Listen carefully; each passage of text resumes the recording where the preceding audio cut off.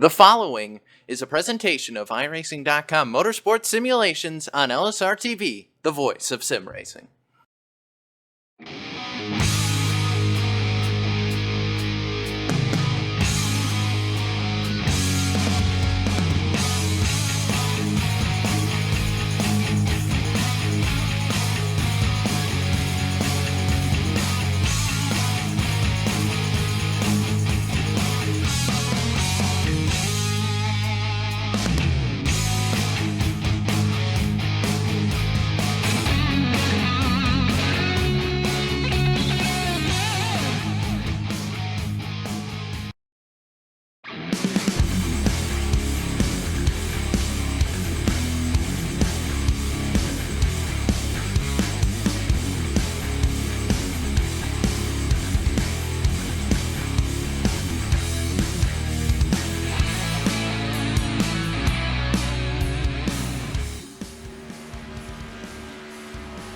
Good evening, sim racing fans, and welcome to the Atlanta Motor Speedway for LSRTV's continuing coverage of the 2016 United Sim Racing Truck Series presented by BNC Lawn and Landscaping Services LLC. The 2016 Chase for the Championship begins to close in on that marker where we go from regular season racing to chase racing, still a couple of weeks away, and we head into tonight's race, round number 16 from the Atlanta Motor Speedway for the USR Make America Great Again 200. We're happy to have you topside with us alongside myself, Evan Posoka, joined by Andy Kessler. As always, downstairs, LSRTV producer Cisco Scaramouche to push the buttons. Andy, this race initially scheduled to be for the Five Flag Speedway. They changed it up to the Atlanta Motor Speedway. Atlanta, very similar to Texas, but we don't see Atlanta as much as Texas here on the sim. I'm excited to come back here to Hot Atlanta, if you will. Should be a good race, 130 laps, 195 miles of action here tonight.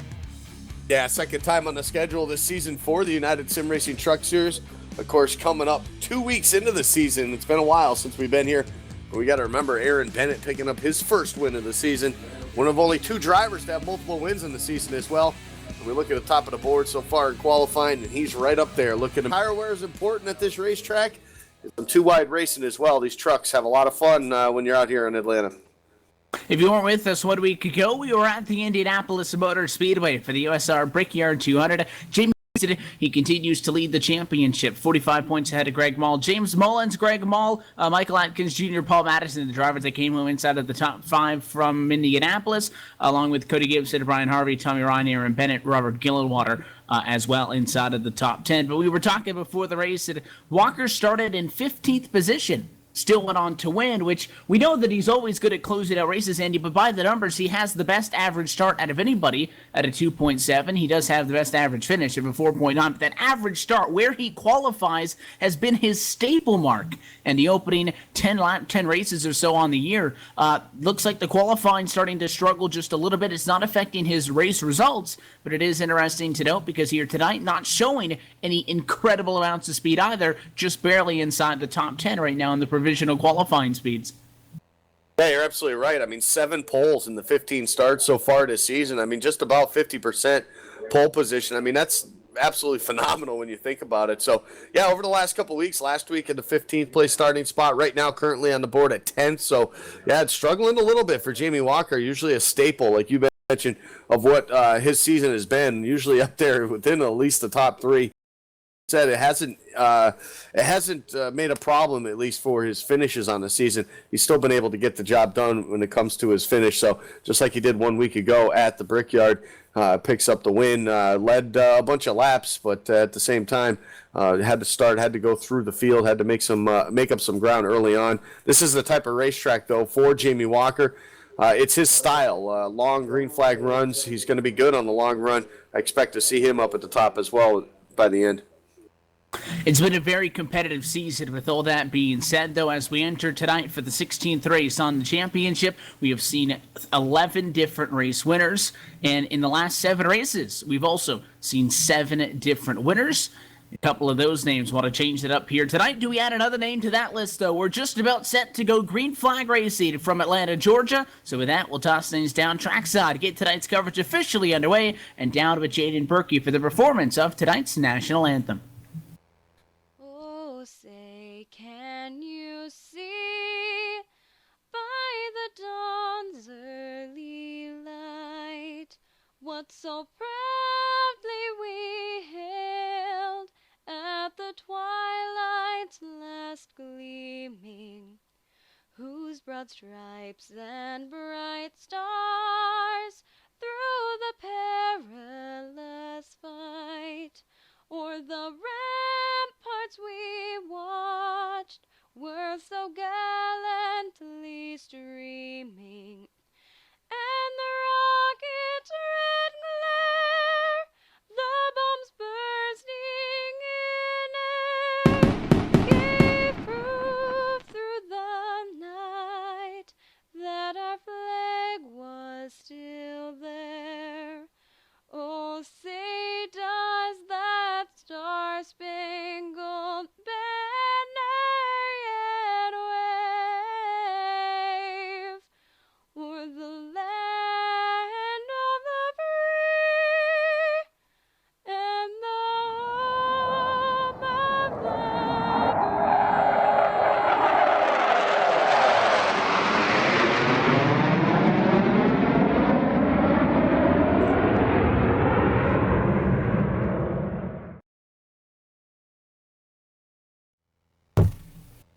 A big thanks, as always, to the virtual Thunderbirds for the flyover, and again to Jaden Berkey for performing tonight's national anthem. The charting lineup going to go across the bottom of your screen. Let's take a look at how they're going to rack up for round number 16. Michael Atkins Jr. going to start on pole position tonight, and Aaron Bennett to the outside of the front row, looking to go back to Atlanta victory lane. Again, he won here for round 5. Paul Madison, Greg Mull, Robert Gillenwire, Brian Cutts, Jamie Walker in the top 10.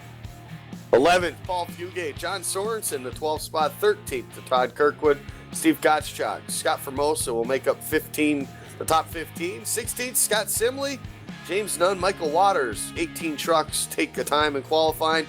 Then you got Tommy Ryan, Christopher Hurlow, Ashton Crowder, Keith Butt, Dylan Quisnell, and Jeff Ryan make up the 24 trucks here tonight at Atlanta.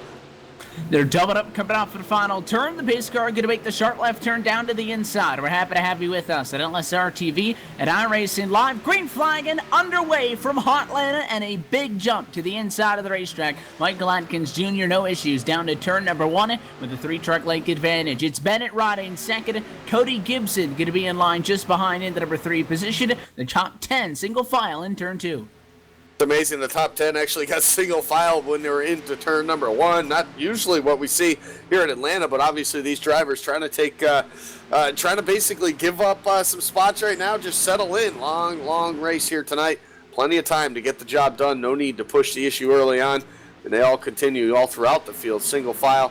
No battles at all within the top 15 side by side. So everybody look at them. Take it easy here in the opening laps. And it is a healthy amount of laps here from Atlanta. You look at the number on the board, 195 miles, start to finish, sounds routine. Again, at an intermediate racetrack, though, do it 130 laps around this 1.5-mile speedway. It's going to take the better part of about an hour and a half and some change to get start to finish on this. But Aaron Bennett closed it into the back bumper. Michael Atkins Jr. Could it be an early battle for the race win? Again, the 33 to the inside, and looked like almost that Atkins was going to run a lane up the racetrack, leave the inside open. Last second, jump back down to the bottom and shut the door. It didn't phase Aaron Bennett at all, though. He's right on the deck lid to turn 3. Yeah, great move right now to the deck lid. Almost looking to the inside once again. Atkins shuts the door in turn number 3. We'll race it off at turn number 4 now. Aaron Bennett trying to look for that advantage. The draft will come into play a lot here in Atlanta. And right now it's keeping the 33 right up on that back deck lid as they go into 1 and 2. Yeah, the 01 taking a lot later of an arc into the corner. Last time they were in 3. You got those left side tires pretty close down to the apron. Wanted to keep an eye on that. Make sure you don't get yourself at any issues. But no problem. He stays out in front of the field. The 33, though, right there, you can just tell how comfortable Aaron Bennett is with this racetrack. He's almost toying with the 01 at this point. He'll take a look to the inside. Tight squeeze to the first kink of the dog leg on the quad oval front straightaway here, but it does get the nose to the inside, and now they go side by side for the race lead in turn 1, and the 33 gets back to the gas before the 01 does, pulls 3/4 of a truck length, not quite clear, but it looks like he'll have the upper hand down to turn 3. Yeah, he'll have the upper hand right now, makes that pass, completes that pass now for the top spot, brings Cody Gibson into the picture as well now. 3 trucks battling for the race lead. Atkins Jr., though, he's not done yet. That draft bringing him right back up to that back bumper. He'll be looking again once more to try to take this lead back away from Aaron Bennett. We know how strong Bennett has been on these mile-and-a-half tracks. That's where he, of course, picked up the win here in Atlanta back on week number 2. And, of course, at Auto Club, one of those racetracks pretty similar to this where the draft comes into play and a lot of momentum off of these corners. So Aaron Bennett definitely comfortable at this type of racetrack and showing it here early as he continues to lead off forward. The 01 got back in line quickly coming off of turn 4 when that 33 went back down to that end of the racetrack and he completed that pass. What is now going to be about 2 laps ago or so. The 01 got to the back bumper again. We saw Bennett really riding in the draft of the 01 in front of him. The 01 Machine Atkins Jr. trying to do the same thing. He's doing a good job. It's just about 1.5, maybe 2 truck lengths off as they go down to turn number 3. The problem is, as he starts to lose some ground to Bennett up in front of the field, it's almost allowing the 7 Dakota Gibson to close in a little bit more from behind. Here comes the 7, who was 5/10 off when the battle for the race lead was going on. And while your race leaders pick up some time this time by, the 7 has been slowly closing the gap. He's the only other driver within a second of the top 2. Yeah, everybody else in the top 5, starting with Greg Mall, has fallen back off the race lead, almost about half a second, 0.6 of a second now off of these guys, trying to get what he can done. James Mullins, another fast truck in these mile-and-a-halves, he's right there in his back bumper as well. Top 3 starting to spread out just a bit. Greg Mall finds himself in a fight now for that 4th spot. He's got that 5, James Mullins, all over his back bumper, while Paul Madison closes in. In Madison, you've got a front row seat of the possible fighting again. Atlanta is not a racetrack where if you're not really crowded off for the restarts, you can get some 2 and 3 wide on the restarts, no doubt about it. But if you single file out, it's not a racetrack that really lends itself to lots of 2 wide action as far as sustained action. You're not going to see anybody really run on each other's door all night long. But because the draft and the speeds are so high here, down to turn number 1, you're looking at 186 miles an hour in a truck. That's to the upper end of speeds you'll see at Daytona and Talladega in these machines, and the draft is such a big factor that with all of that being said, when you get to somebody's back bumper, you stay on their bumper, and it leads to ample passing opportunities if you can time it right and take your time, not forcing the issue. So, well, we did see everybody inside the top 10, as Andy mentioned, got single file. By the time they got to turn 1, they haven't really been able to get away. The interval starts to stretch out. P1 to P10 is 2.6 seconds, but there's plenty of groups of 2, 3, 4 cars, including that battle for the race lead that we were talking about, and now a fight with Greg Mall and that 5 and James Mullins as the 5 starts to close back in. We looked at that just a lap ago. They can't get away from each other because of the draft, and you're going to have to deal with these guys that you almost get stuck with for the better part of the run.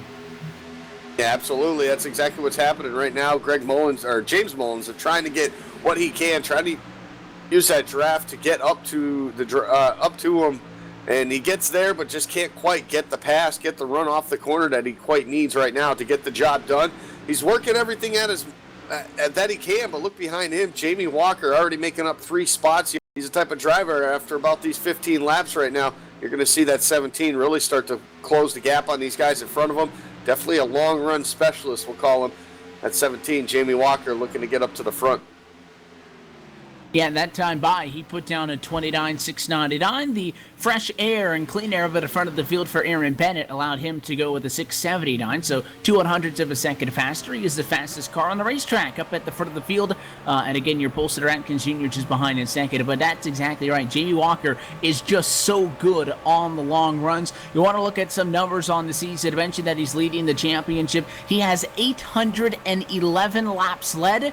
The driver second in the championship has 34. The 17, consistency. Again, we talked about how he's had some very much good success for the better part of the season in qualifying. He can stay up front and make that last. And that also helps you, surprisingly enough, when you're back in the pack, being consistent over the course of a long run, slowly picking away spots, not eating away at the tires. And he sets his sights on Madison this time in 4. A little bit tight to the left rear, but he dives to the inside. Makes the move to the inside now. Jamie Walker trying to get up to 6th spot now as he works over the 15. Paul Madison, he'll get that spot in turn number 1 to move him up one more position as he works his way up through the field. 41% is the lap lead percentage he's got over the laps he's run so far this year. I mean, that's just absolutely phenomenal right there when you think of numbers. And that's just along with that and the 46% he's got for starting on the pole. I mean, Jamie Walker's just been that model of consistency, and that's exactly what won him the championship at the end of 2015 as well. it just week after week didn't get the wins. He won the championship with only 1 win. This season, 4 wins already for that 17. Looking for more. It's not his type of guy, kind of stays low key, doesn't always get those wins, but this season it's been his season. All 24 trucks that started this race still run on the lead lap, now 17 laps in.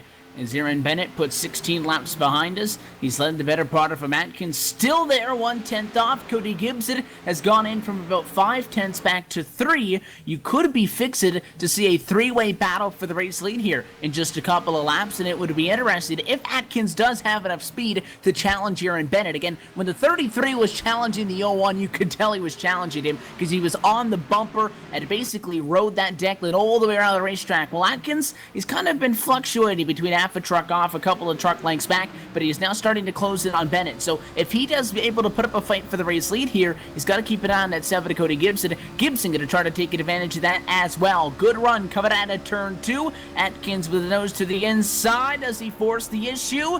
Looks to the inside of the left rear quarter panel, and side by side for the point. They come at a turn 4.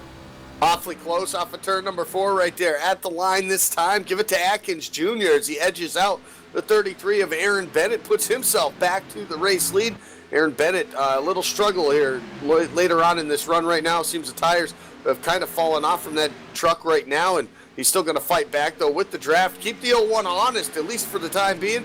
They race 1, 2, 3 right now. Single file, nose to tail for the top 3. Cody Gibson looking on from behind. He's trying to get the job done as well, all the way from 3rd. 3-way battle for the race lead. Aaron Bennett now back to where he started in 2nd. Can he maintain that running position and try to get back at Michael Atkins Jr.? Does Cody Gibson do something about it? The Aces Chevrolet started 3rd and hasn't gone up or gone down. He's been riding in this position all night long. Mentioned earlier in this one, after about the first 10 laps, that your top 3 were the only 3 trucks inside of a second of the race leader. That gap has now grown by about half a second. It's 1.5 back to James Mullins in 4th. He started in that position. That's exactly where he runs, behind the wheel of the number 5 Toyota. A little bit of a big move behind him. Greg Mall up 2 spots, started 7th and 5th, and now you'll find Jamie Walker just behind there, started 10th, now in the number 6 position. But that well behind the battle for the race lead. The 33 wants another crack at him. Not enough speed, though, off the corner to get a nose to the inside of position, and we know that the 01's not going to give up the bottom. He goes all the way down to the white line, protects that preferred lane. Protects that preferred lane off of turn number 4. It's going to give him about a half a truck length advantage now off the corner. Atkins Jr. going to hang on to that race lead. Cody Gibson's kind of stalled out right there in that 3rd spot. Hasn't really been able to close the gap at all on Aaron Bennett in that 33. It's led for these top 2 guys here with the draft to keep them up close. Off of turn 2, though, how about Atkins Jr. pulls away another half a truck length now as it saw full truck length into turn number 3. Still looking really sharp right here. You can see Cody Gibson push up the racetrack, lose a lot of speed off of turn number 4. He'll fall back just a bit. That's the one good thing about Atlanta. It's a multiple groove racetrack. Some guys will make the top side work. Some will have to run that white line all the way around this racetrack.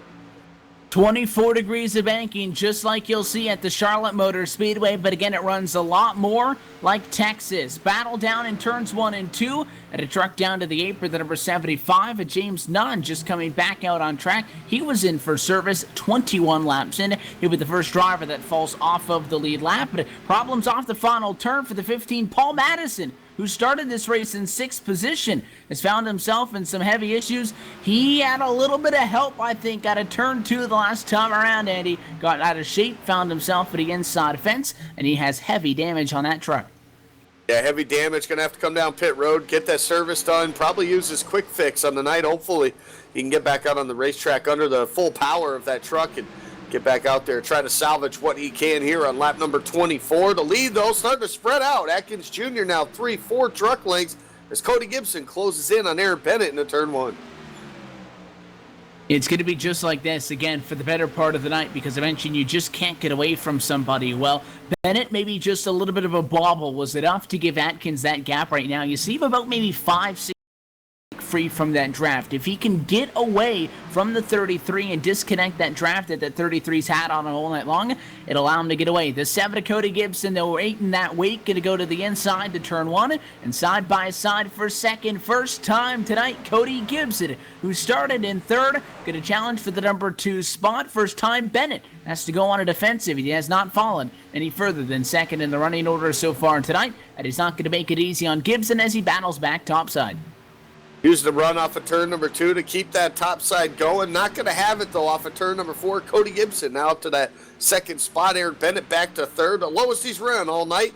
He's doing a good job of hanging on to this, but definitely a long run speed is not what the 33 has. Unlike his win at Atlanta in week number 2, the long run was what kept the 33 out front, was allowed him to get that race win. So he's got to change something up here if he wants to have that happen once again here. A couple guys a little further back, I want to keep an eye on Christopher Herlo. Started 20th in this race, already up to 8th inside the top 10 for that driver, the number 87, all before the first round of pit stops. So great run, great drive to the front for Christopher Herlo, trying to get it done, getting it done on the racetrack instead of on pit road. Leaders come down this time. Jamie Walker cut a little bit close. He comes in the number 17. Greg Mall is down as well, just 27 laps in from Atlanta. A very short cycle of green flag action so far, and the pits are open. Your race leader, Michael Atkins Jr., he continues to stay out. Cody Gibson stays out. So does Aaron Bennett. No other takers inside the top 5 as Robert Gillenwater does cycle through to take that number 5 spot. That's where the guys in the lead have to watch out, too. When you got guys like Jamie Walker already coming down pit road, they're going to have that advantage of the fresh tires. And we're talking 2.5 seconds of an advantage that they'll have once they get back on the racetrack as well. So Michael Atkins Jr., Cody Gibson, Aaron Bennett, they have to come down pit road. They can't stay out much longer. The longer they do, the worse it's going to be here on the long run. They continue to stay out one more lap here as we complete 29, work on 30.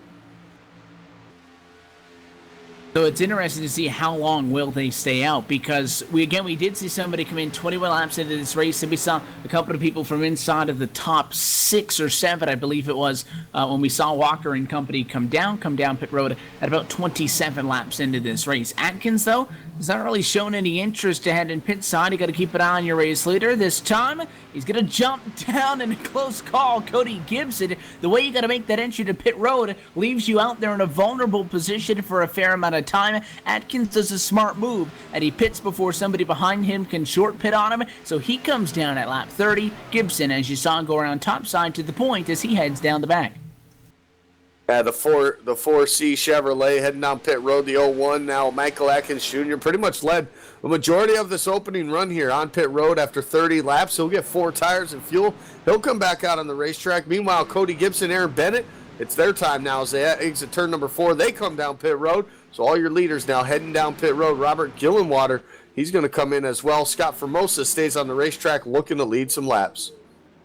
The only driver I think that had been running inside of the top 5 that's still out there may be just James Mullins, the 5 truck. Did not elect to come down that last time, but Cody Gibson, as you mentioned, did. The Aces machine comes down pit road. Right side tires going to go up. We expect the lefts to go up as well, and they do. It is going to be 4 tires. Gas to go. Meanwhile, in front of him, Aaron Bennett overshot the stall on entry. He'll also take 4 tires, but he's going to cost himself about 5 seconds on time as now Mullins comes in from the point. That's not going to be a good stop right there. Not what Aaron Bennett needed there. He makes his way off of the racetrack. Looks like the 80 slow on the racetrack right now. Might be out of fuel. Scott Formosa trying to lead some laps and stay out there. Looks like he's out of fuel here. Lap 33. Real slow on the apron on the backstretch. Yeah, he came over the radio across the start-finish line, and he is out of fuel. He is coasting at 80, now 79, 78, 77, continuing to go down. He's got no more gas left in it. That's the Brad Keselowski move from a couple of weeks ago. He's going to have to coast down to the pit stall. The Bojangles Chevrolet in a good position, who started in 15th, again, stayed out to get the bonus point for leading the lap. And, that could also benefit him on the long run if you're able to stretch out those green flag stints. But I think now everybody knows 33 laps, no more, because I guess you got to pit really with 32, because he's going to come at a turn 4 on lap 33, and he'll make it to pit road entry. It might be a long trip down the pit road, though. He might be close on not making it to the box. Yeah, the only good thing for him started 15th, so he's only about halfway down the pit stall. Looks like he'll He'll maybe be able to make it down there, but that is a huge mistake right there for the 80 of Scott Formosa, trying to have a great run here tonight. And I think it was his first race of the season earlier in the season at Auto Club. He ended up finishing around that top 3 area. So one of those guys that was looking to have a great season and a good second half of the season. Not going to be a good way to start that here at Atlanta right now. Out of fuel and very slow speed. He finally made it into his box. The problem is he's going to lose so much time now because of how slow he had to run now as our leaders. I'll tell you what, Jamie Walker, I don't know what happened there on that stop. He came down about 3 or 4 laps sooner, but I'll tell you what, he's ahead of Aaron Bennett because of the mistake on pit road. But Michael Atkins Jr., great job on pit road along with Cody Gibson now. Those 2 drivers along with Greg Mall now in the picture as well here as they make their way back into turn number 1. And it is a dead heat for the race lead. The 01 get a lead to turn 1. Cody Gibson on the back bumper. Continues to stay in line. You'll see just behind them, the 88 of Jeff Ryan kind of found himself stuck in his position. The Mountain Dew Chevrolet is 21st position on the racetrack. In fact, he's the first driver off of the lead lap. So in a lucky dog position if we were to see a caution flag at any point in this race. That's bad news, though, for Greg Mall because we talked about how hard it is to pass. He'll get the job done. I don't really think the 88's going to give him much resistance because the 88, if he can stick just behind this lead group, it almost guarantees him the benefit of the doubt of trying to maintain that lucky dog position. But the 12 is going to have to work a little bit to get around him. He'll choose the outside coming out of turn number 2, but this is precious time that Greg Mall has to use that he could have been using to get to the back bumper of the 7 to Cody Gibson and battle for the race lead. Instead, he can't get around the lap truck that one insists on maintaining to run the inside preferred lane. Yeah, I'm actually quite surprised there that the 88 hasn't given way yet to Greg Mall. He will do so now into turn number 1. He'll give him that bottom lane, allow Greg Mall to not lose too much more time. About 4 truck lengths now separating him from the back bumper of Cody Gibson now for that second spot. So the top 3 were running nose to tail right before the pit stops. We got, different players in it, but still the top 3 all right there with each other. Still a commanding lead right now, back to 4, 2.3 seconds off the race lead. James Mullins sitting back there. Aaron Bennett able to get around that 17 of Jamie Walker, so move Aaron Bennett back up into the top 5. So a good recovery, even though that slow pit stop and that penalty, or not penalty, but that slow pit stop definitely hurt the 33 truck, but he's still there in the top 5. And talking about Greg Mall, we were talking about him with the 88 Indy. He's not the only lead lap driver that had a little bit of an issue or a disagreement, if you will, with some lap traffic. James Mullins had to navigate his way around the 80 of Scott Formosa. Again, Formosa stayed out to take the race lead, lost obviously enough gas to make it back around, coasted back around. He is now 2 laps down, so that self-inflicted mistake basically takes him out of contention. And, you look at a lot of the real-world racing, and they do really have to do a lot of guessing on the fuel numbers. And a lot of guys in here tonight, they have a couple of live spotters. They have live guys on top of the crew chief box and whatnot. But even for those who don't, you can pull up on your screen exactly how many gallons of gas you have left in the truck. It'll also give you an estimate on how many laps left. So I think he was almost just caught sleeping there. And that's a mistake that you can't afford to happen. But anyway, Scott Formosa got back out there with fresh tires, and he was trying to get around James Mullins, who is battling for the number 4 position on. Yeah, they did. You're going to get that anyway when you come to a racetrack. Scott Formosa's got speed. He's got a fast race truck. He started up towards the first half of the field, and he had made up some ground before those round of pit stops. So it's not that he's a slow truck at all. That mistake has put him definitely behind the 8 ball for this one here tonight. And unfortunately for him, he's going to need a bunch of cautions here to get himself back up on the lead lap. And the field we got right now, 42 laps into it, it's been green flag since the beginning. And he's going to have a hard time now with everything strung out like it is to get those caution flags that he's going to need to get back on the lead lap. So Greg Mall was fighting that 88 for that to get around him, to get up there and battle for the race lead. But how about the 88? Look at the speed out of him. He's able to catch up to the top 2 now as after he got around Greg Mall once again. In any of this, but I was looking at some numbers, and if this race goes green, it is going to be extremely interesting. 130 laps again on the board tonight from Atlanta. We're already 43 laps in, and the battle for the race lead is still less than 1/10 of a second. It's been a spectacular race so far. The 7 went to the inside, and Atkins going to shut the door once. He'll shut the door twice. He's not concerned about making any friends in the battle for the race win, but on that notion, running out of gas on lap number 33. That's what we saw happen to Scott Formosa, Andy. So if you say that 32 laps is your maximum, if you go 32 laps every single time you come down pit road, if you pit 4 times, or rather you go on 4 cycles for that matter, come down pit road 3 times, you're going to be able to make it to lap number 128. That is going to put you 2 laps short. So without a caution, I don't see anybody being able to make this on that 3-stop call. But that additional 4th stop, the interval, is maybe 5 laps. If you get about 30 laps out of a fuel run, then it's going to be agonizingly hard to decide what you want to do at the end. Is it a short pit? Do you short pit in the middle of the race? That's probably a gamble that a lot of guys aren't willing to take, because if a caution comes out, they could be stuck a lap down. But that's something to keep an eye on, that the fuel strategy is not plain and simple here.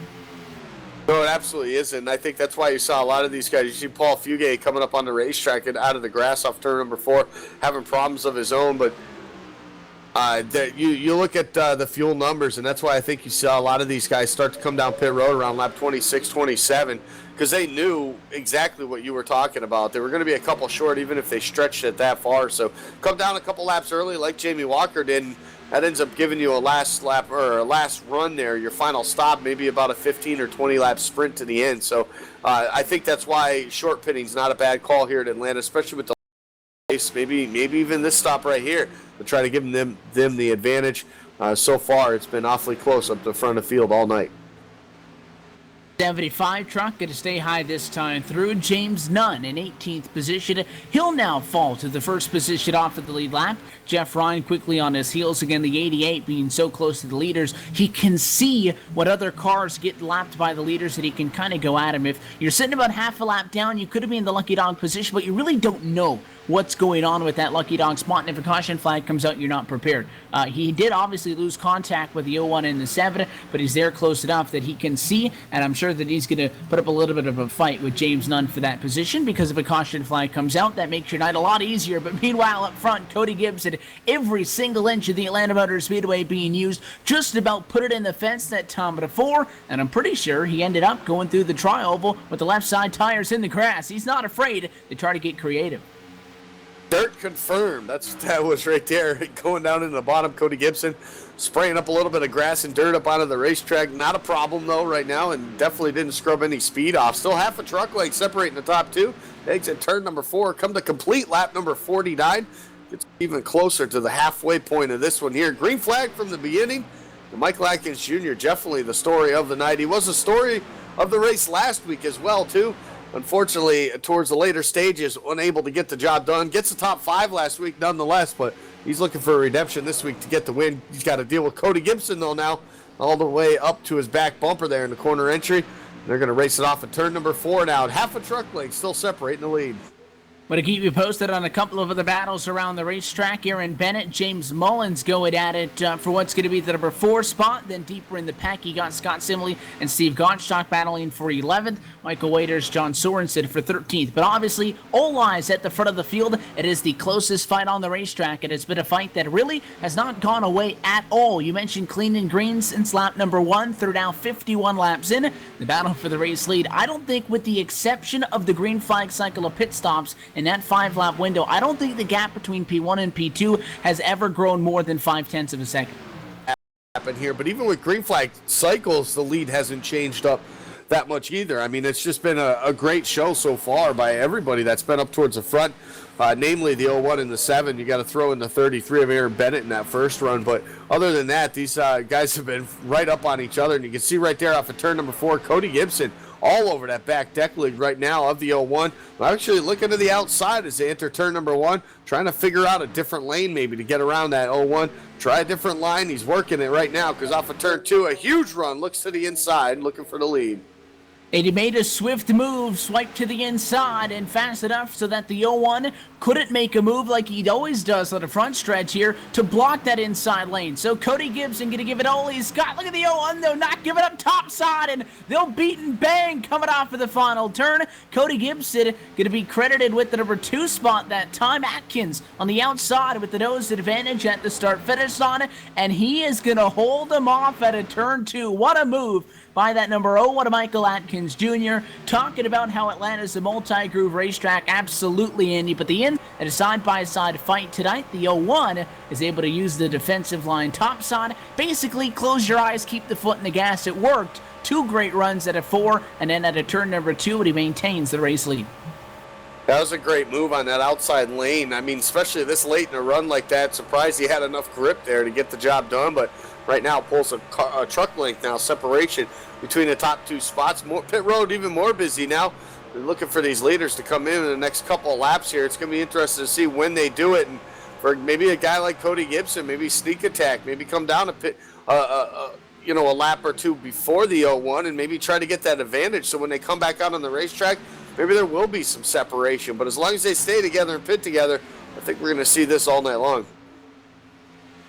And the most difficult part about what they're doing right now, when Gibson runs in the tracks, there's so many extracurricular factors in this. The 01 is just running his lawn. It's not really as simple as that. You see, fresher tires going to go to the inside of the racetrack here. The number 4 machine who's already been on the pit lane. That's Brian Cutts, 24th on the racetrack, 3 laps down. And in fact, he's P24 of 24. And you see, even the 01 rides the middle lane to give him some room. So Atkins is just doing his thing. It's a little bit more complicated, though, than just running your lawn, because he's 100% aware that Cody Gibson's been all over the back bumper. But Gibson doing a spectacular job of being able to stay right lockstep and toe with that 01 machine, because of the fact that not only A, are you in the draft, you have to account for how that's going to affect the truck, but also B, because of that, you're taking a lot of downforce off the front. Most people can head to Atlanta as the 7 comes down, Andy, go out there, put a lap down. There's very few people, though, that can go out there and put an identical lap down and run, nose to tail with somebody for 8, 9, 10, 11, 12 laps in a row. That's what those top 2 have been doing, because they're so evenly matched. But I think Atkins might have been beaten to the pit road this time. Again, he pitted first out of the drivers inside the top 5 of the first cycle. He's going to come in this time around in response to Gibson, who came down last time. Curious to see where they'll end up. Yeah, I think this was a good time to come in, too, because off of turn number 2, actually, the 01 smacked the wall pretty good. So a little right side damage for that 01 of Atkins Jr. So not a bad time at all to come down pit road, maybe get a little bit of that rubbed out. I don't think it'll damage any of the speed he's got. Of course, a reset for these drivers in this series as well. I think I'd hang on to it, though, just for my safety, I would say, for Atkins Jr. But he'll go down 4 tires. It feels should be the call. We'll see where they all end up once everything cycles through right now. Christopher Herlow doing a great job. He's coming off of turn number 4. He's actually going to probably pass him right now. So there's going to be a lot of difference, I think, for some of these drivers here this go around, at least on this pit stop. You're going to see some changes for position here tonight. Race leaders continue to trickle down to the pit lane. Meanwhile, Atkins going to come off of turn number 2. Where is Cody Gibson in the number 7 machine? Close it into the bumper. They'll go to turn 3, and right now is a battle for position off of the lead lap. The momentum topside going to be too much to hold off. Final run off the final corner. The 7 of Cody Gibson just barely slides in front. And that is just for 11th as they run right now. James Mullins back to the point. We saw the 5 car stretch the fuel the first time around. He's still out after completing just 1 stop so far. He'll be heading down for a second time shortly, 61 laps in.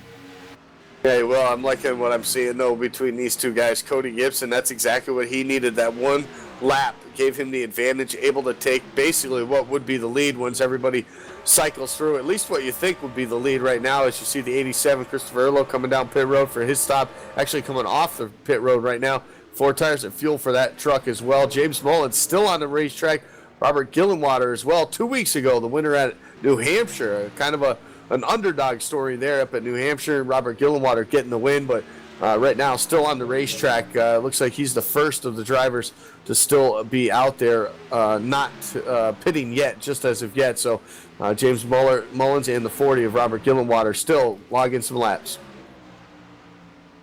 Just 6 drivers on the lead lap, one of which down pit road this time. Michael Waiters is in for service this time by. Steve Gottschalk also comes in from the number 4 position. And this is why, again, talking about people trying to stretch it when we talked about those fuel numbers a little bit ago, James Mullins is putting himself on pace to be the closest as he can get to maybe trying to stretch 32 laps on each stint of fuel. If he comes down this time, he would have successfully gotten 32 and 32. Again, that would still put you 2 laps short, but it's an interesting case. The guys who came down pit road for the top 5 laps ago, there's no chance that they make this on 3 stops on the night, obviously, or rather on 4 stops on the night. They have to transfer to that 5-stop strategy. For the 5, though, he's keeping himself in the conversation, but the reason that a lot of people don't like to make the gamble on fuel is you see the 5 come in this time, Andy, and he's going to overshoot it, though. Late dive. He's going to take out the commitment cone. That's probably going to be a penalty. And all I just talked about, the fuel strategy for later on, you might be able to toss that out the window. But the thing is, what I mentioned, just 6 drivers on the lead lap. That's why people don't like to sway from the status quo during the cycle of pit stops, because you saw the battle for the race lead earlier in this one, where your leaders were on the high side. You had faster cars on the bottom on new tires. There's a high likelihood that if you got a lot of people like that, different speeds and high closing rates, you could get a yellow. And if a yellow comes out with everybody laps down, it would really throw a wrench into things. Yeah, it definitely would. And just to reiterate, James Mullins definitely on pit road with a penalty. So an unsafe pit road entrance, he'll sit there for about 15 seconds extra for the penalty. So that's not what the 5 needed right there. That's definitely going to throw a wrench into his strategy. But he will get the job done. Scott Simley missed pit road as well, too. He's on pit road getting his service, but probably a penalty coming for him as well. Michael Atkins Jr., though, looks like he's going to assume the race lead now as he was able to get around Cody Gibson. 1 truck length separating them 2 guys as they head to turn number 1. Speaking about Scott Simley, he came down pit road and got a quick fix on that truck. And you mentioned a battle between Atkins and Gibson. Well, again, Cody Gibson just slid up over the nose of the 01 to take over what was 11th position, but what is eventually and would have been the race lead over the 01 got it back. So we're right back where we were about 10-15 laps ago. Atkins going to be your leader this time by, and Cody Gibson on his back bumper about a half a truck length off. It's just been amazing. 67 laps into this race, right basically at the halfway point here of this one. And you see these 2 guys right now, they have not been able to separate themselves, even with 2 green flag pit stops. So this is an amazing job by both drivers here so far tonight. And that's the only thing, though. 1 mistake by either one of these guys, and they'd have a huge lead. That time, Bob. The last time around, as Atkins leads the way, let's take a look at your iRacing Midway Race Break, brought to you by iRacing, the world's premier online racing game with professionally organized racing from NASCAR, IndyCar, the IMSA, and more. Your pole sitter, who was also the fastest driver in the practice session, Michael Atkins Jr., continues to lead the way. Not much to the disapproval or lack of effort for Cody Gibson. The 7 right on the back bumper, started 3rd. And he has been hot on the heels of the 01 for the better part of 50 laps. That gap, 1/10 of a second. 3rd position and 5 seconds back. Jamie Walker has passed 7 trucks after starting in 10th.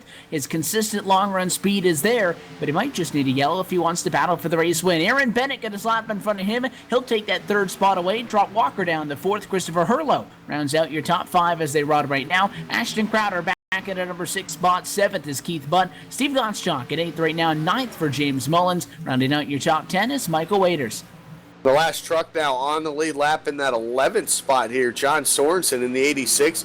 He's getting the job done. Robert Gillenwater in 12th just got around the leader, so that'll put him back on the lead lap as well. Tommy Ryan in the 6th runs 13th. 14th goes to Paul Madison, who had damage early on, hitting the inside wall. Good recovery for him.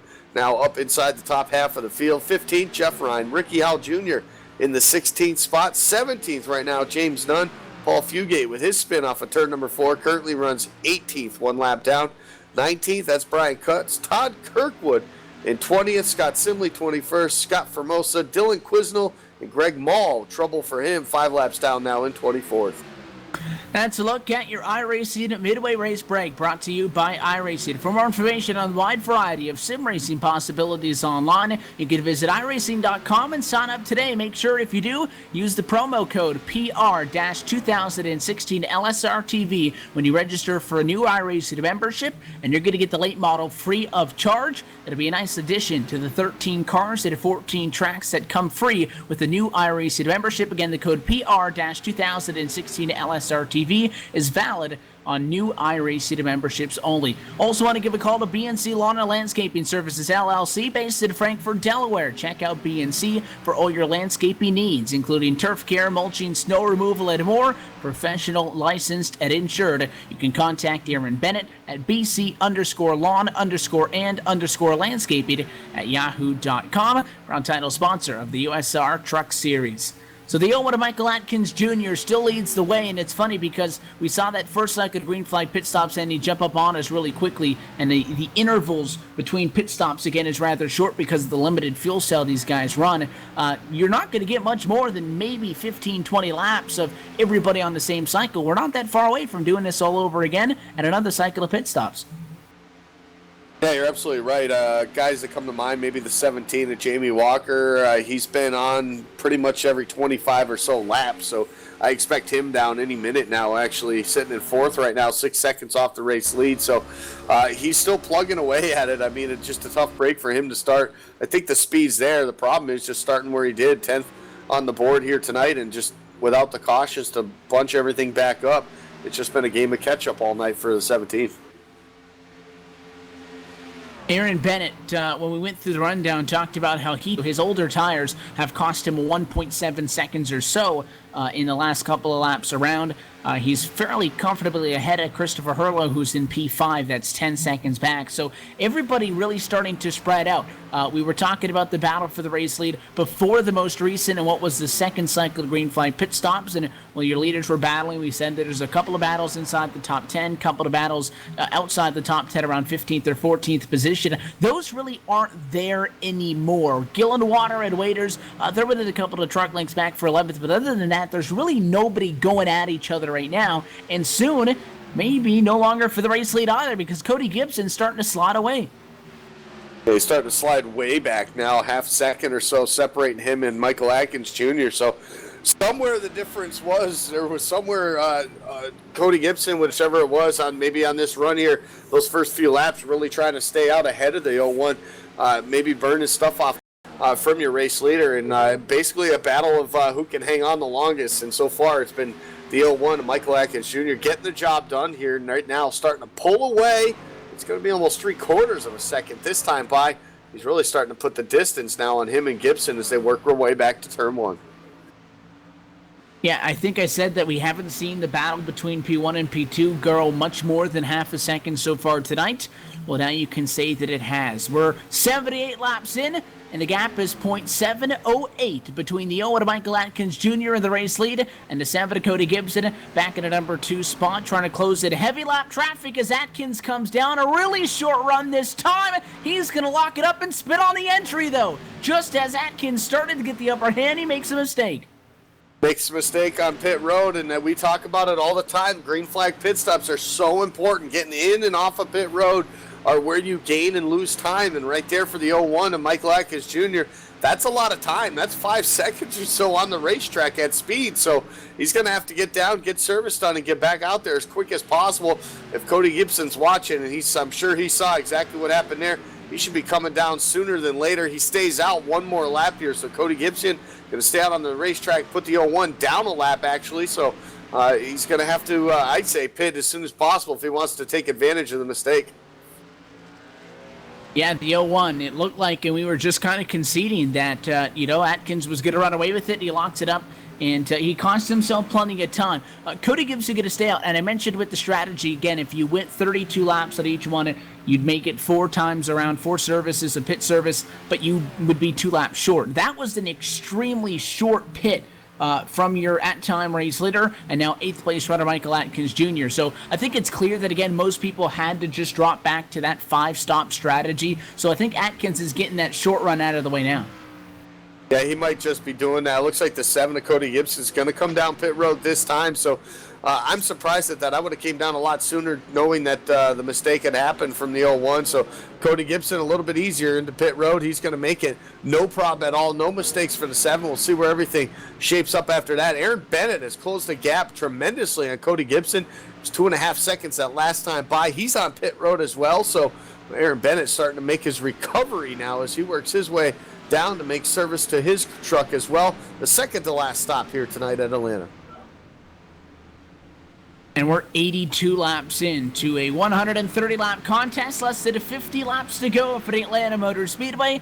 And a pit strategy call could be the one that ends up shaking out who's going to walk away with the win here in this one. In the meantime, as we enter the third cycle of green flag pit stops, Christopher Hurlow takes over the race lead after starting this race in 20th position. The 87 Toyota leads the way at lap number 83. We'll take this opportunity to step back for just a moment, but we'll keep it locked at LSRTV nonstop so you don't miss a moment of the action. You're watching the 2016 United Sim Racing Truck Series on LSRTV, the voice of sim racing.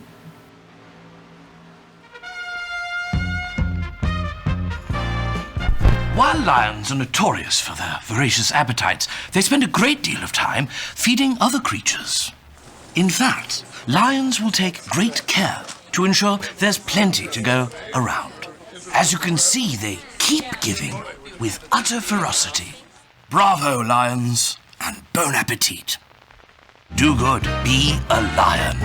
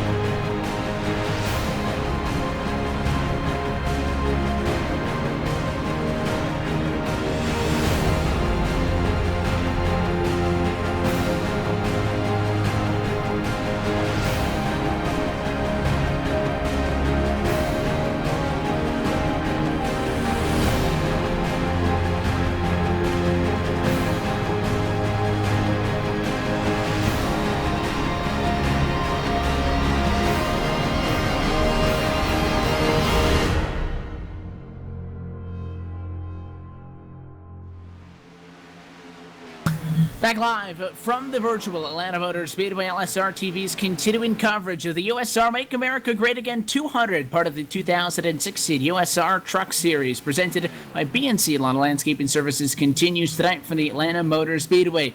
Back live with you 90 laps in from Atlanta, Georgia. James Mullins right now to the point of the field as we are at the elongated point of what's going to be our third cycle of green flag pit stops, because, Andy, we are clean and green now to what's going to be over 125 miles of racing.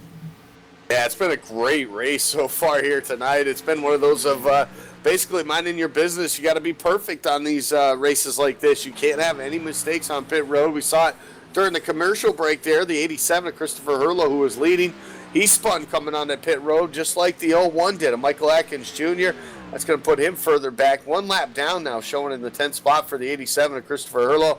Michael Atkins Jr., the mistake that he made on pit road has cost him just about what I said, 5 seconds on the racetrack right now. Cody Gibson way now. Aaron Bennett, though, right about there, about 1.5 seconds off the back bumper of the 7. So a great recovery for the 33 of Aaron Bennett. He's going to have to make one more pit stop, though, to finish this one off.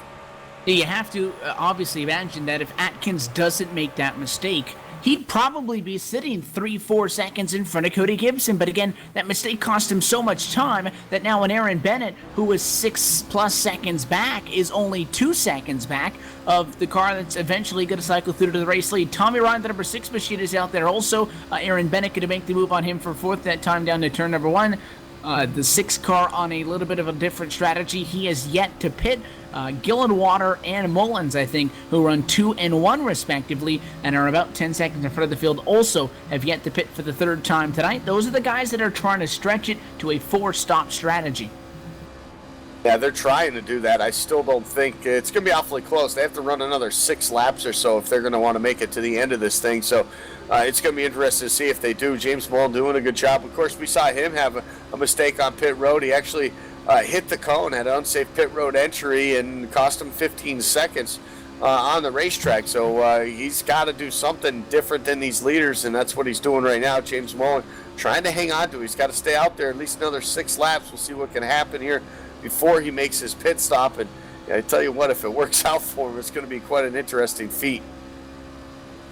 Yeah, because I really think we kind of haven't really considered that as a realistic option, if you will, to be able to stretch the fuel strategy. So if somebody can pull it out, they'll definitely be pulling the rabbit out of the hat, and you know that you're committed to it at this point when you can see the leaders closing in. Now, the question is, and we see this many a time when we come down to strategy, is do you have enough distance to make that call? Cody Gibson is 9.2 seconds behind him, Andy. If Mullins can stretch it to only have to pit 2 more times, and Gibson, or rather only the 1 and final time, but for Cody Gibson, who would have to still obviously come down pit road one more time, he's not really that far behind you. He'll have fresher tires. He might be able to run you down regardless. That would be very close. You're looking at inside of the final 10, inside of the final 5 laps based on the intervals. The last time by Mullins, old tires yet to pit with a 39.90, and Cody Gibson with an 30.012. Now closes the gap to 8 seconds. So he's about a second faster per lap. If Mullins, that doesn't necessarily guarantee Cody Gibson might just be able to get up to him based on speed alone. Mullins in this time, lap number 97. That's at 33 laps to go. Talk about maybe coasting across the start-finish line at the end. Going to be awfully close. I mean, I'll give him credit. He's going to be the only one that has that option to even try it. So it might be the race-winning strategy for James Mullins, which honestly, not a bad idea. You got to do something different, especially on these long green flag runs like we have here. Obviously, a caution would definitely throw everything way off of what it could be. So for James Mullins, for his strategy to work, it's going to have to stay green flagged all the way to the end. How about up front, though? 6/10 off.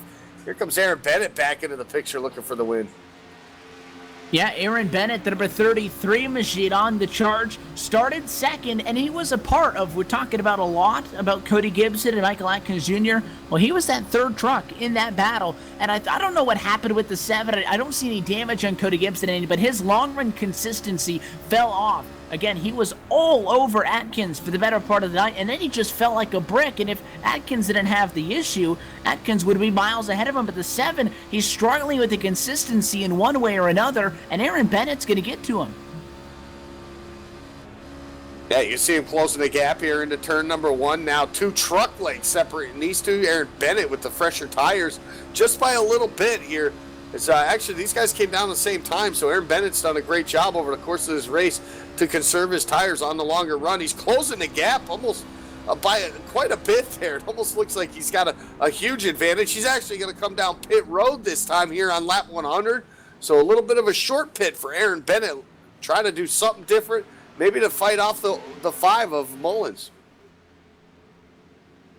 So Bennett in lap number 100. 30 laps should be more than doable on the tank of gas. Mullins, the first driver, 1 lap down. He follows the 17 of Jamie Walker. Walker talking about in the number 2 position right now, 3.9 seconds behind Gibson. We talk about the 1 lap differentials in pitting. Cody Gibson is in this time. He'll take it easy, make sure he doesn't make a mistake.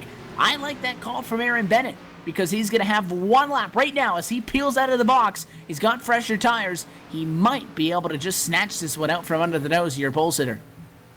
He might be able to. Jamie Walker takes over the race lead, though. He's still got to pit one more time as well. Just ahead of him is the 5 of James Mullins. Mullins basically just back on the lead lap right now, so that gives the advantage to that 5 as well. He's going to try to make it all the way to the end here on this one, and the 17, Walker, going to stay out another time here, so he's going to stay out on the racetrack at least for another lap right now as Cody Gibson makes his way off of pit road, so he'll be shown 1 lap down now. Only 5 trucks on the lead lap.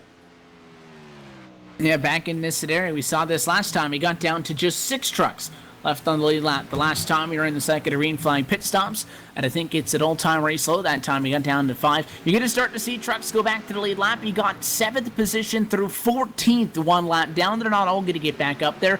15th position through 19th. Also, 2 laps down, those are all drivers that just fell back based on strategy over the course of a long run. Aaron Bennett, the number 33, he pitted 1 lap before Cody Gibson. He'll execute a pass for 8th position, which could eventually be the pass for the race win. I don't think the 7's got anything for him. Aaron Bennett out of nowhere, talking about stats when we came into tonight. Obviously made a lot of noise early, but again, kind of fell off, Andy. We kind of forgot about him near the halfway point. He might just take this one. Yeah, he had a mistake on this one. I think right now what he's got to do, he's got to chase that 5 down. James Mullins.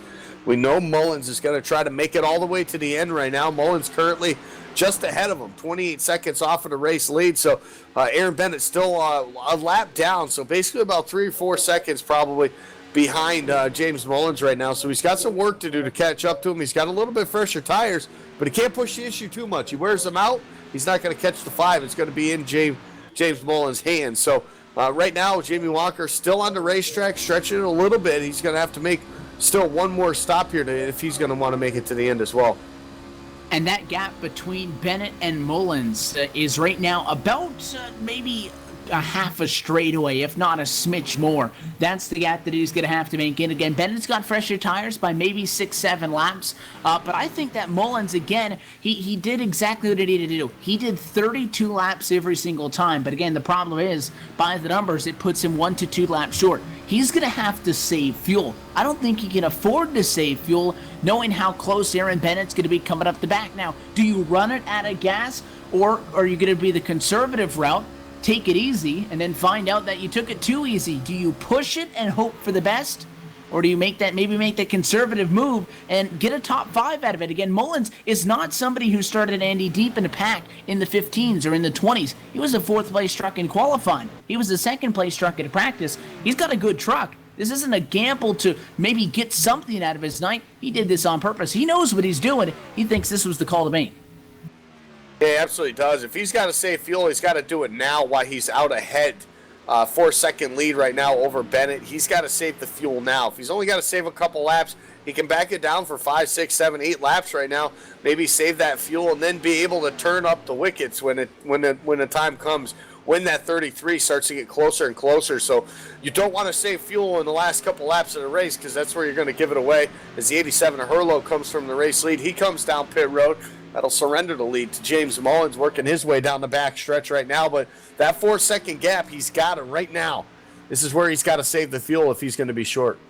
Yeah, Herlo in and out. That's going to be the final need service. That's going to be a factor for the race win, because there might be a couple of people back in the pack that still need to pit. But now it allows Mullins and Herlo. Again, we talked about how Bennett, who passed at time Christopher Herlo, the 87, and then 7 to Cody Gibson. But he got around the 7. It was for 11th position at that moment. But now they're back to the front. So now you can really see the intervals. James Mullins on the 4-stop strategy, trying to make it to the end as your race leader. The 5-stop strategy behind of Aaron Bennett is 2.7 seconds behind. Cody Gibson, 3.4 back in 3rd. He is also guaranteed to be good on fuel, just as Bennett. The question is, can Mullins stretch it on fuel? Can Mullins stay in front? He lost a half a second that time by. That's not going to cut it. That's fine. I'd rather lose a half a second now, saving the fuel I'll need to get to the end. It also saves his tires as well. So give that time up now. Let yourself be able to have the opportunity to fight for this thing when it comes down to it. Because this time by, just 20 laps left to go here. It's been green flag since the beginning. It's been a good one, and it all comes down nail biter to the end. 1.7 seconds, another half a second, going to be knocked off the board that time by the 7. Cody Gibson has not made up any time to Aaron Bennett. He still sits about 7/10 back on his own right. 20 laps to go, that time by. James Mullins has to ration the advantage that he has to not lose any more than 1/10 of a second for the next 20 laps if he wants to make it. And if he continues to fall at the rate that he is, Bennett's going to be there before we get to lap 115. That time by 111 laps down. 1.7 becomes 1.1. I don't think it's going to happen. Definitely closing a gap right now here. As you can see, Aaron Bennett in the 33 off of turn number 2. Literally, visually, you can see that. If we back the cameras up just a little bit, you can see the gap really starting to close on these guys right now as we go on board with the 33. You see him chasing down that 5 right now. That gap is definitely closing right now. Under a second now, this time by. Aaron Bennett's coming. He's coming in a hurry. He's bringing the 7 along with him. We'll see if that 5 of James Mullins can hang on to this. Worst case scenario, it's still going to be a top 5, I think, for that 5 truck. So you can't at all fault that for starting in the top 5, probably getting a top 5 finish out of it. Still a great run nonetheless, but still, when you're sniffing the lead like you are this late in the race, you don't want to give it up. Yeah, and at this point, again, he's still not even guaranteed to make it to the end of the race. So if he falters and gives up the race lead to Aaron Bennett, we still have to keep a close eye to see maybe how far does he fall down. He could get a podium out of it.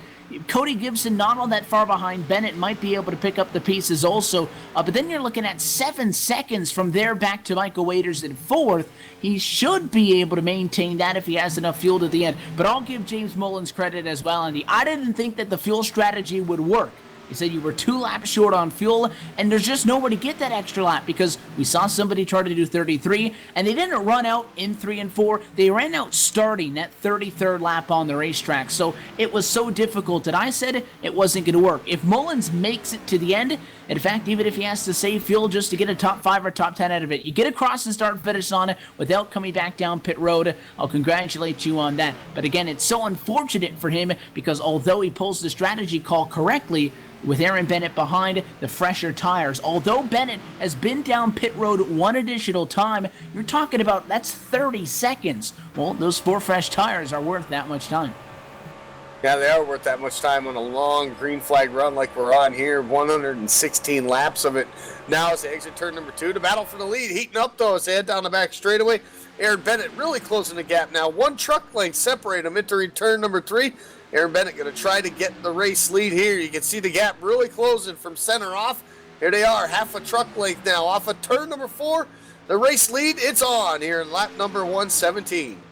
The 5 of Mullins has got to do what the only thing he can do, and that is protect the inside of the racetrack and force the 33 of Aaron Bennett to go out of his preferred groove. Off of turn 2, though, it's been a popular place for people to make a move to the inside. The 33 stays in line to the back bumper. No move yet. To turn number 3 they go. Going to be just 13 laps to go this time by, and they get physical coming through turn 4. A little bump and a run right there for the 33 of Aaron Bennett. Looking to the inside, lap traffic, the 88 of Ryan now to the top side. He'll stay out of the way. He'll stay single file for the race lead as well. Mullins pushes up the racetrack just a bit into turn number 1. Not going to be enough, though. Off turn 2, 33 of Aaron Bennett. He's got to run, just not quite enough yet. Still, nose to tail in 3.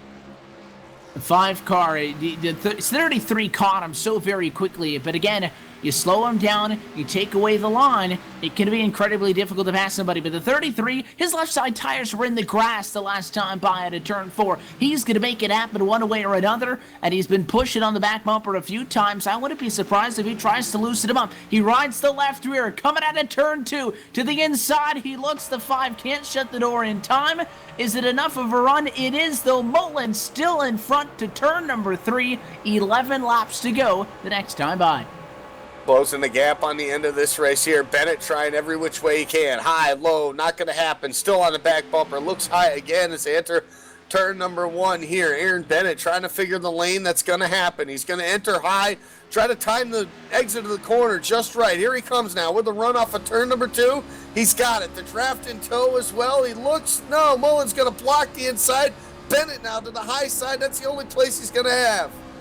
I think the Clean Air is going to be able to do it for the 33, though, although it's not his preferred lane. This was a truck that was making up 2 to 3 tenths per lap, and James Mullins stopped him dead in his track. They're side by side for the race win here tonight from Atlanta at 10 laps to go. Mullins to the inside in turns 1 and 2. Bennett Clean Air up top. He elects to go back in line to the inside. James Mullins will not go down without a fight. Where does the 33 go? You see the 5 doing everything he can to maintain the inside line. He's blocking every which way he possibly can. Off of turn 2 is where he's getting it done. Off of 4, though, this time almost making contact. The 2 leaders, they're going to race it out side by side now. Mullins still with the advantage just slightly as they enter turn number 1. Don't look down. Here comes Cody Gibson as well. It's under a second now from Cody Gibson to the lead as well. And the slide job off of turn 2 and drives him all the way to the white line. Caution flag flies with 8 laps to go.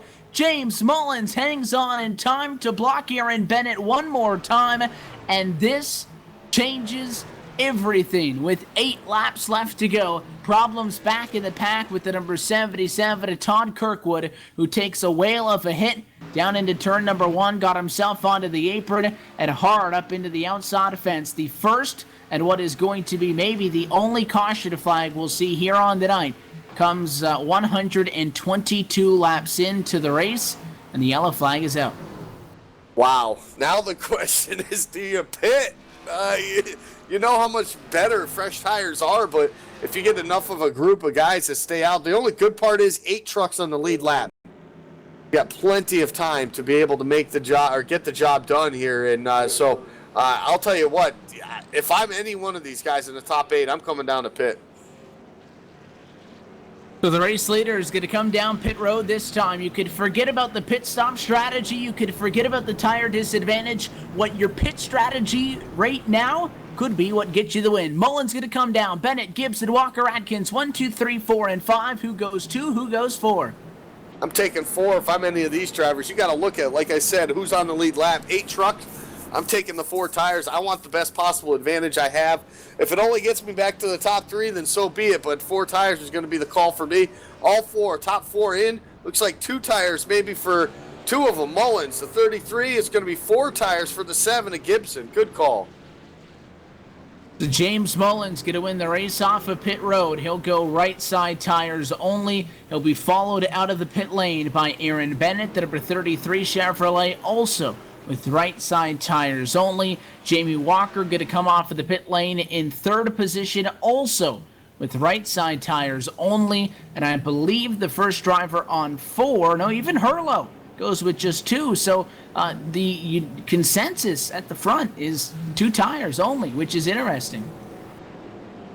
Yeah, the first one on 4 tires looks like it's going to be Cody Gibson, and he's probably going to be about in that 5th spot. It looks like maybe here it's going to have 4 drivers in front of him with 2 tires. I definitely, barring a caution, obviously, in those last couple laps that we're going to have, the 7 of Cody Gibson is definitely going to have the advantage. So it's still going to be tough to get around these guys, but I think ultimately he has the advantage. The only part that's going to hinder him is if something happens further back in the field and we get a caution.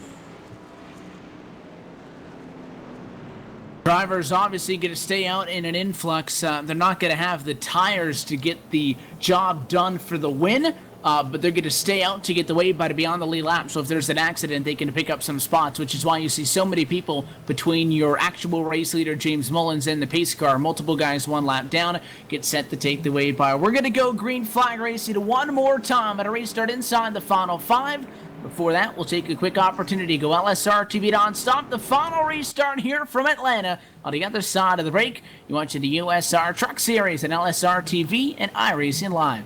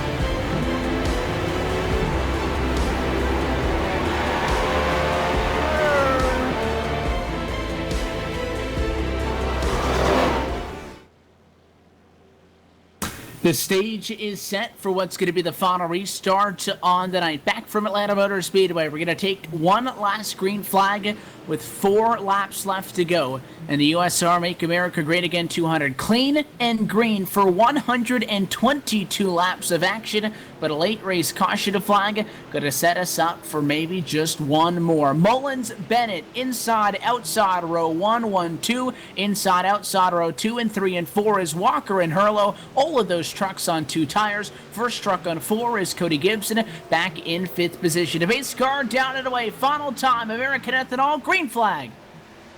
Good jump by the 5. That's what he needed. Look at the 17 from out of nowhere now to the inside of Aaron Bennett, looking for that second spot as they race their way through turns 1 and 2. Hurlow now to the inside of Aaron Bennett. A slow start for the 33. It's going to cost him a couple spots right now. You got to watch out for Gibson, though, with the 4 tires now as he starts to get up to speed and all chasing down the number 5 Mullins now, who leads by 3 truck lengths in 3. And he might just set sail. Cody Gibson stuck behind a side-by-side fight with the 87 to 33 for what's going to be 3rd. And Jamie Walker is not making up any time to the 5. James Mullins, 3 laps to go. He's 5-6 truck lengths in front. That he is right now. The 33 and the 87 still side-by-side for the time being. The 7 of Gibson trying to figure it out. Now the lane opens up. Here comes the 6, though, and Ryan going to try to dive it in there. Gibson's going to block as they work their way into turn number 3. Gibson almost into the 33 of Bennett. They're all single file. This might be the chance for Cody Gibson to make something happen off of 4. The battle for second, though, might slow both of these guys down. Jamie Walker made up a lot of time that time by, but as Christopher Hurlow goes to the inside and they go door to door, it might be just enough of a delay to let Mullins pull away. Coming out of turn 2, the 87, he is gonna get cleared on the inside, and he has 3 truck lengths to make up in 3 and 4 for the penultimate time. The 33 of Bennett bobbles a little bit. Now contact the 27 and 7. This is going to end it. Caution's out. The 5 of Mullins. Just moments before they get to the white flag, and a charging Christopher Hurlow would have had a gap that would have been just 2 truck lengths on the white flag, and if he wasn't going to take that win from him, he would have given him hell for it, because that was going to be a battle for the race win. But problems behind after the 27 of Shida Ashton Crowder got into the back of the 7 of Cody Gibson. Again, there was just so much stacking up there because of the, obviously, they got too wide, and I mentioned that the 7, he couldn't go anywhere because the track was blocked, and really that happened multiple rows deep. And you'll take a second look at the replay. It's going to end this race with a checkered flag and a yellow alongside each other. So good for 122 laps, and a couple of good trucks get junked in the end of it all. And strategy and more play a factor in the end of this one. Nonetheless, though, James Mullins, the strategy call, maybe unconventional due to the 2 yellows at the end, but it's going to work for him. Checkered flag and the win from Atlanta. James Mullins gets the job done. He's the winner of the USR Make America Great Again 200. Yeah, what a great job. Great call, great strategy, and ultimately it worked out for James Mullins. Good call on pit road as well, too, to take just the 2 tires there, keep himself out in the front of the field, and ultimately it works, gets him the job done. And how about the run for Hurlow, starting 20th on the grid here tonight? Not even a qualifying effort at all. He'll finish in the 2nd spot. And how about Mr. Consistency? Jamie Walker wasn't looking that good early on in this race, but he was able to get the job done when it mattered the most, and that's been the mantra of that driver all season long. Jamie Walker, another top 3, another podium for finish for him as James Mullins burns it down for the victory. And he's has a lot to celebrate about, because it did not look like he had any chance to hold it off. What was a hard-charging battle for the race lead. Again, at 10 laps to go, he was getting closed in on by 0.5 of a second per lap. But he would not roll over. He would not give this one up. But when the challenge came from Aaron Bennett, he was able to hang on to the race lead long enough to get to the yellow flag, which allowed him to be in that control truck position for the restart, which evidently put himself in a position to take advantage of the caution flag just shy of the white flag and end up going to victory lane here tonight from Atlanta. James Mullins getting the job done. It's going to be his second trip to victory lane on the season. A spectacular finish here tonight. We'll talk with him, and we'll talk with the rest of your top finishers in a moment when we come back to Hampton, Georgia for the LSRTV post-race show. You're watching the 2016 United Sim Racing the Truck Series on LSRTV and iRacing Live. The LSRTV post-race show is next.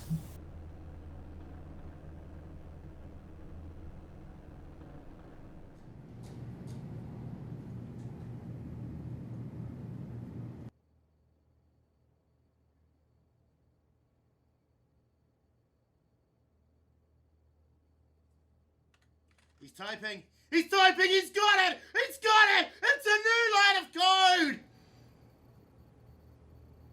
I'll get my code. Sorry.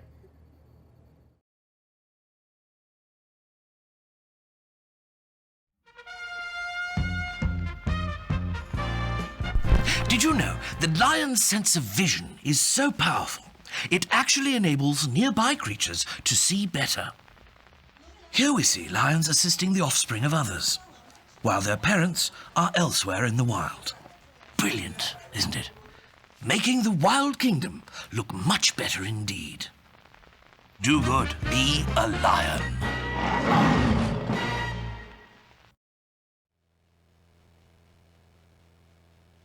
Welcome back to LSRTV's coverage of the 2016 USR Sim Racing Truck Series Chase for the Championship, presented by BNC Lawn and Landscaping Services at AC Print Shop. Our mission at 4C Print Shop is to deliver world-class DTG and sublimation services, catering to the needs of wholesale, retail, and online customers. We're committed to providing high-quality services and products at competitive prices in the industry. You can check out 4C Print Shop at www.4cprintshop.com. Proud sponsor here and the affiliate partner for the USR United States Racing Truck Series. Let's take a look at your LSRTV full race results for round number 16. James Mullins awaits us at victory lane. A spectacular late race move puts him in the strategy all night long, really set him up to hang on at the end, and he'll be down in Gatorade victory lane in a moment. Your winner tonight, Christopher Hurlow, an impeccable run from 20th on the qualifying charts on a provisional to walk away P2 tonight. Jamie Walker, another top 5 result, walks away with a third place finish here tonight. His 14th top 10 in 16 starts. We'll talk with all of them in just a moment. Aaron Bennett, one step shy for the podium, has to settle for a P4 tonight. Tommy Ron going to round out your top 5 finishers. 6th position for Michael Atkins Jr., Keith Budd in 7th, Paul Madison at 8th, with Jeff Ryan in 9th, and Scott Ferrosa rounding out your top 10. Michael Waiters in the 55 will come home 11th. 12th goes to 14th. That goes to the 2 of Ricky Howell Jr. Last car on the lead lap. James Nunn, 1 lap down in the 15th spot. Well, at Gillenwater a couple of weeks ago, big winner in New Hampshire. He'll finish 16th here tonight. Cody Gibson with the spin there on that final lap. He'll finish 2 laps down in the 17th spot. 18th goes to Dylan Quisnell. Brian Cutts will finish in 19th. Greg Mall to 20th, and you got Todd Kirkwood in 21st. Steve Gottschalk will finish 22nd. Paul Fugate 23rd, and John Sorensen will round out the 24-car field. And it's that time now to head to victory lane, and we'll send it down there now. Evan, who's caught up with our winners. A spectacular race for James Mullins. We talked early in this one when it looked like that this race had an opportunity to go green flag all the way about the possible pit scenario, and we said you're going to need to save fuel. If you want to make it on a 4-stop call, just go with 5. Well, James Mullins, he rolled the dice. He went with a 4-stop strategy, and he had himself in a position late until 2 late race yellows threw it all into a mixer there, and he was able to still fight, hang on, and end up in the Atlanta Motor Speedway victory lane. We're caught up trackside tonight with the winner, James Mullins. James, congratulations. Talk us through that pit strategy, though, because everybody else went the conservative route to come down pit road 5 times. You guys felt like you could stretch it. How close were you there before we got those 2 yellows at the end when you were in that heated battle for the race win, say at about 10 to go? Well, that's what we took advantage of the practice before the race, and me and Ricky and my spotter Brandon King, we did a couple runs, and we figured we'd go about 32, 33 laps, and we added it up before the race started. And I told Brandon, my crew chief, if I could go 33, 33, 32, I could make it on a 3-stop race, and it played off pretty good. if I wouldn't have had the unsafe pit entrance, it wouldn't even been close. I'd have been 15 seconds in front of them. So it's my mistake for even being that close. But it was a fun race. It was a good race. So you get to that second to last caution flag. Technically, you come down pit road. How tempted was it to go with the 4 tires? Were you satisfied and you think that 2 tires was the right call there? Well, I've been sim racing on iRacing since 2011, man. I've been beat so many times by people taking 2 tires. So I'd rather get beat me taking 2 tires by somebody that has 4 tires than me losing the race taking 4 tires. So no, it wasn't even a question. It was a hell of a finish for you guys, coming in not only obviously on the different pit strategy, but also you end up on a completely different strategy going head to head with somebody else late who also is on a completely different strategy. End up dead even at the end, and they made you work for this one. I'll tell you that much. Your strategy did not allow you to be out in front and lead a lot of laps here till we got to late in this race, and you guys were able to hang on. And it was a fun race to watch. Green for so long, 122 laps nonstop. How did you keep focused and be so consistent over the course of those long runs? Because we talked about names like Jamie Walker, who, historically on this season with their impressive numbers are very good on the long run. For you to be able to make your numbers consistently, how'd you stay focused? Well, man, I just kind of get in the groove. I was even talking to Brandon King, my spotter, my crew chief there. We was talking probably 5-6 laps in a row, man, and I was just zoned in. I don't even remember running them laps. We were so focused on the pit strategy. It was a great win for you guys. The sponsors, the shout outs. Who makes it happen for you, James? I just want to give a shout out to my spotter, Brandon King, and my crew chief. He's my crew chief tonight, and helped me with the fuel strategy. I can give a shout out to my wife. Love my wife very much, and I want to give a shout out to Eddie Greer, brought his baby home from the NICU in Cincinnati Hospital, and congratulations to them. James, want to thank you for sticking around and chatting with us. Congratulations on the win. That strategy, and I know that you really probably, I don't know, did you guys want to see those yellows late? Because regardless, those came in there, and your story to follow over the course of the night kind of kept us on our toes. So congratulations. Hopefully we'll see you back up front again next week. Yep, I told you guys I was coming to Did just that tonight. You steal it at the end. Everybody who felt like they should have won this one, that strategy call put him in the right spot. That's James Mullins, your winner tonight for the Atlanta Motor Speedway. He comes home just in front of Christopher Hurlow and Jamie Walker, 2-3. Andy Kessler caught up with your runner-up finishers. Yeah, I'm down here on pit road. First, I'll start with Christopher Hurlow. Christopher Hurlow getting the job done late in the race. It looked kind of iffy there over the course of this whole race. You found yourself up towards the front rather early. You made a great run, starting basically dead last on the field here tonight, Chris. But talk about strategy for you. How was this going to play out for you guys on the long run? It looked like you had a lot of speed out there. Just looked like maybe we're going to run out of laps before those final 2 cautions.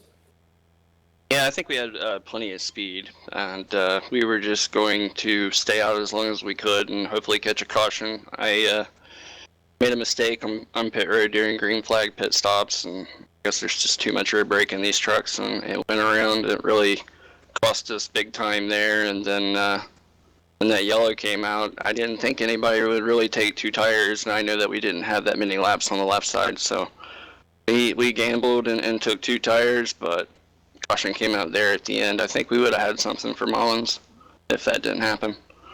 Yeah, it definitely looked like that. You were the last couple laps there closing the gap quite a bit. It was down to about a truck and a half distance for you right before that final caution came out. It would have been awesome to see coming down on the line, but it looked like it was going to be awfully close. Obviously, the card's not into your favor there for this one, but you're able to come home with a second-place finish. You, of course, have the win earlier this season at the first race at Daytona. It's been a long time, though. What's it going to take to get yourself back to victory lane starting next week at Bristol? I mean, I think we just need to start working on being consistent and not try to be so aggressive all the time. And I've made some mistakes and just been really aggressive and trying to go back to how I'm used to driving, which is just try to be smart and try to be consistent as much as possible. I know if I can put myself in the top 5 that I'll have a shot to win in one of these races. It just wasn't meant to be, and it wasn't in the cards tonight, but still starting at the back like that from a little bit of drama last week and getting a second place finish is not too bad, but I feel like I kind of let this one slip through my hands. Well, maybe it slipped through your hands just a little bit, but you can thank the caution there in the final lap to come out to maybe have a play in that as well, too, Chris. But a great run for you here. Second place finish. Sponsor shout-outs. Who gets the 87? Well, I'd like to thank Jags, Gatorade, my mom and dad that's tuning in, any of the fans that are on my racing page, all the USR drivers, all the USR admins. Congratulate James Mullen for his second win, I believe, of the season. And want to say thank you to Jamie Walker for racing me clean there in 1 and 2. And I'd like to give a shout out to you guys because you guys always do a phenomenal job. We appreciate that, and we congratulate you again, Chris, on the second place finish here tonight. We'll see you in 1 week's time at Bristol.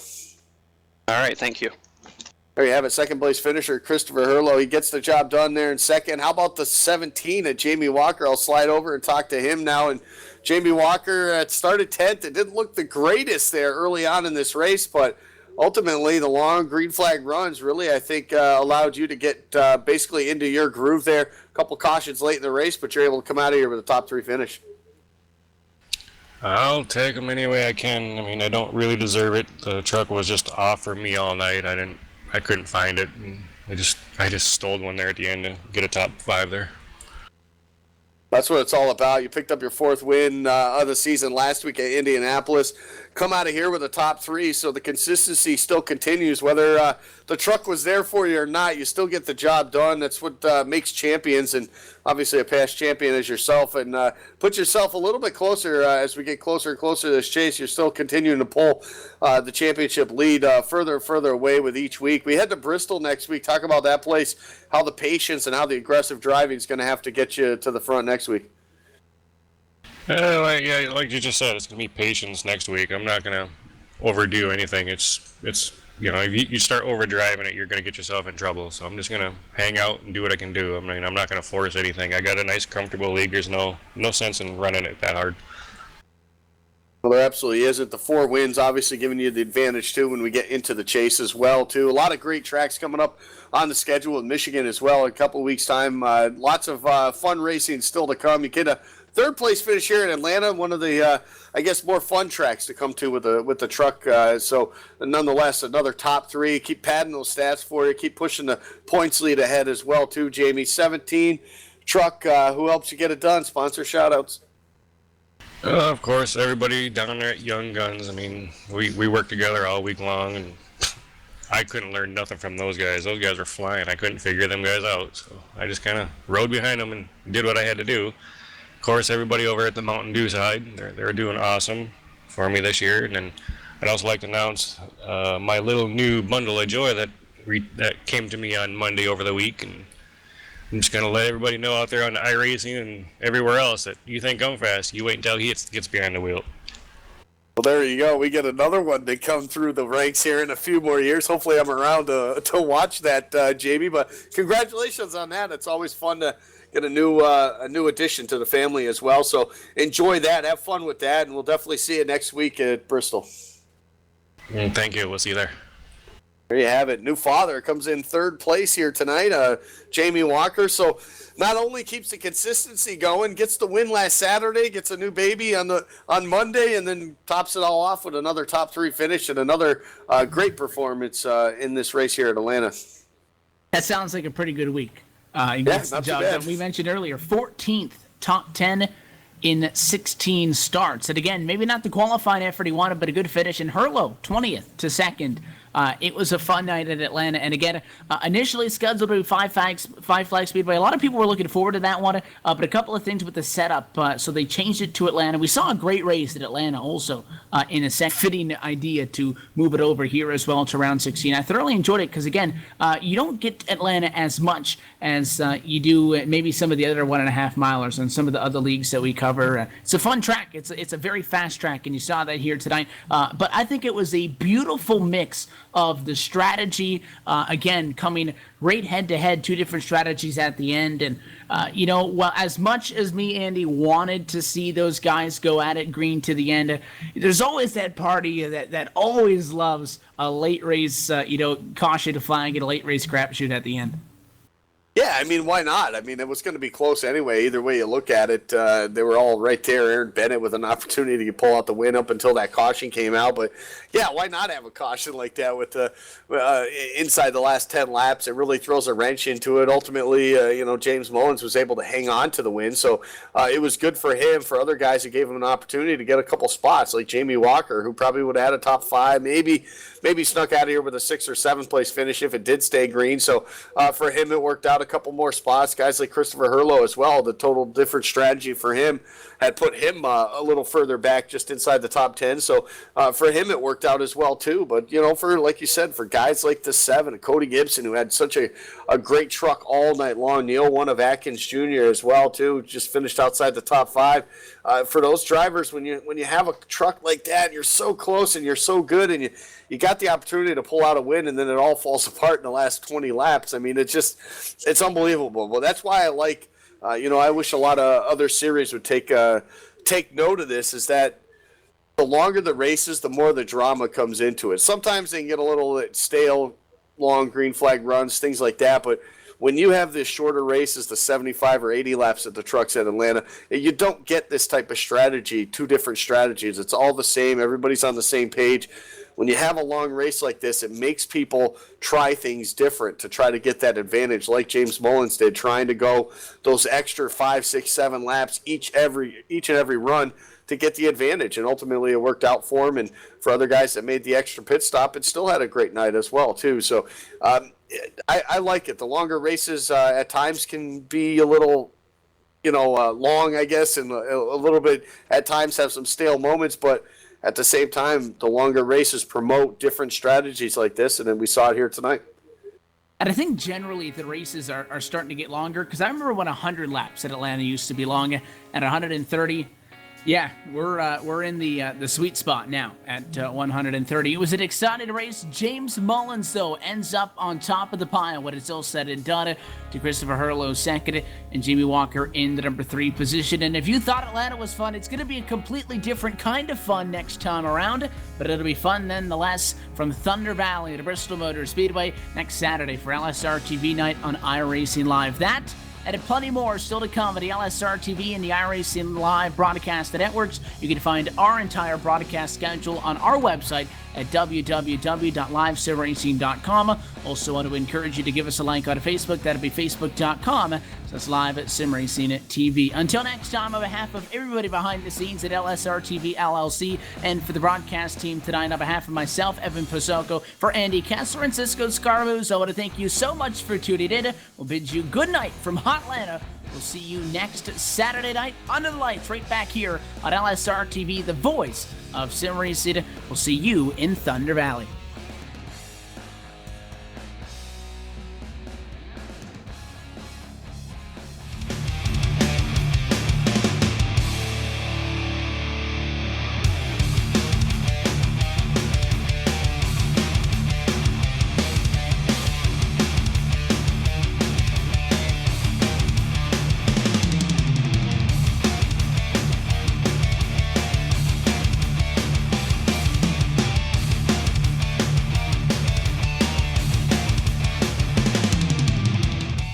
This copyrighted broadcast is presented under the authority of LSRTV LLC and iRacing.com Motorsports Simulations and may not be reproduced, retransmitted, or used in any form, nor the accounts and descriptions of this event disseminated in any way without the express written permission of Live Sim Racing TV. LSRTV would like to thank its loyal fans for their continued support, and we hope you enjoyed tonight's broadcast.